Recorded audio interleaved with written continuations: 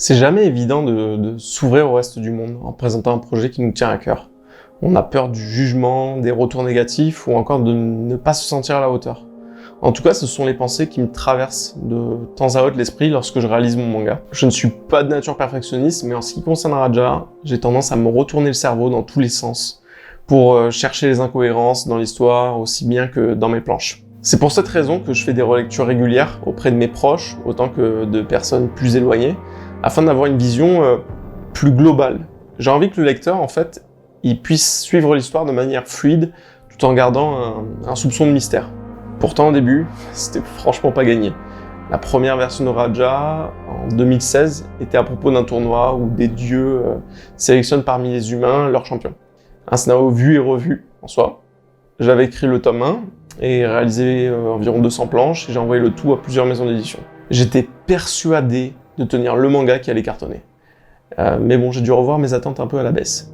Les retours des maisons d'édition, tout comme de mes proches, n'étaient pas franchement concluants, et je vais pas vous mentir, les premiers temps, j'ai eu du mal à prendre le recul.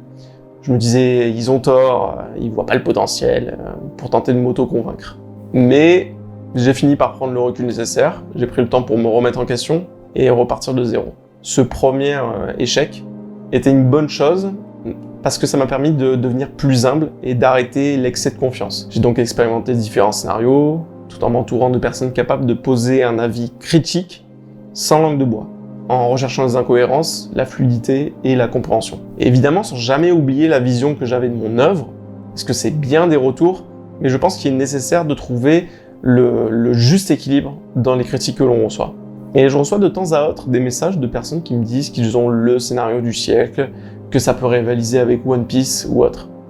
Avec bienveillance, je me dis que ce sont des personnes qui sont encore jeunes, qui n'ont pas forcément acquis le recul sur leur travail. Alors c'est peut-être vrai, je ne dis pas, mais peut-être vous tenez le scénario du siècle, mais il faut toujours rester humble et une approche sage vis-à-vis de votre travail en vous remettant en question. C'est selon moi la plus grande force d'un auteur, mais aussi son plus grand défaut. Et ce que je vous dis là, je l'applique aussi à moi-même.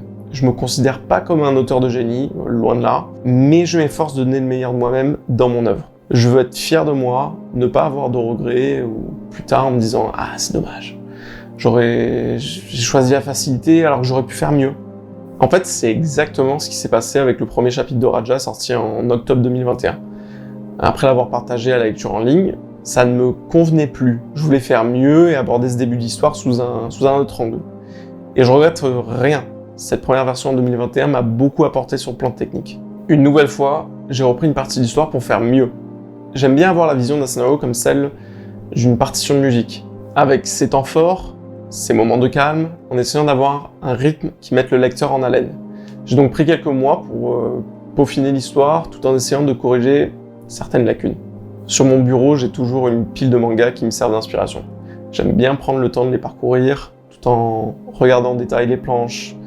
J'analyse, je me questionne sur la manière dont l'illustrateur a fait cette pose ou un effet, et j'essaie ensuite de l'appliquer à mon tour. Je perçois ça un peu comme une sorte d'hommage, en fait, parce que la plupart du temps, les planches d'un manga, ça prend quelques secondes à parcourir, alors que derrière, il y a plusieurs heures de travail, que ce soit par le storyboard, la mise en page de chaque case qui correspond à la narration, des émotions que l'on désire véhiculer au lecteur. Après vient le crayonné, l'ancrage, le tramage, et c'est fou de se dire que sur ce si petit bout de papier, il y a un travail monstrueux derrière ça, et ça signifie beaucoup pour moi.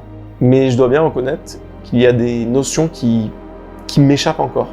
Et c'est bien normal, je ne suis pas encore ce qu'on pourrait qualifier de professionnel dans le métier, et je n'ai pas encore la maturité ni l'expérience suffisante pour prétendre à une telle chose. Une planche, la façon dont elle est agencée et réfléchie, est un langage.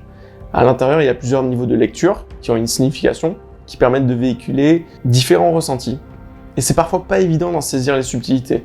Un exemple qui peut paraître bête, mais les bulles d'un manga, si elles sont bien utilisées, permettent de donner le ton d'un personnage. Est-il anxieux, confiant, a-t-il peur, ou est-ce de la colère? Ce détail, je m'en suis rendu compte avec le temps.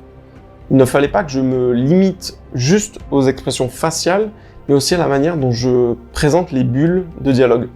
C'est un niveau de lecture auquel on ne prête pas forcément attention, mais qui a un rôle clé, en fait, dans la compréhension des émotions d'un personnage. J'essaie à travers tous ces chemins de pensée de donner le meilleur de moi-même. Et peut-être qui sait qu'un jour, il y aura un jeune auteur dans une bibliothèque qui parcourra mon manga en se posant les mêmes questions par lesquelles je suis passé.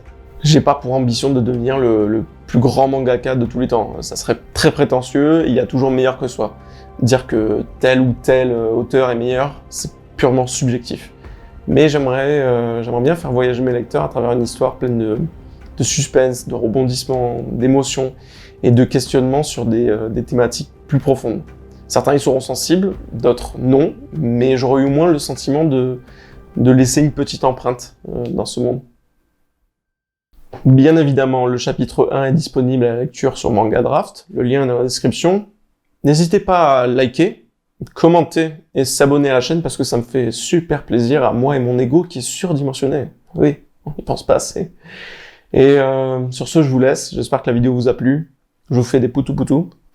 Je vous dis ciao, à la prochaine.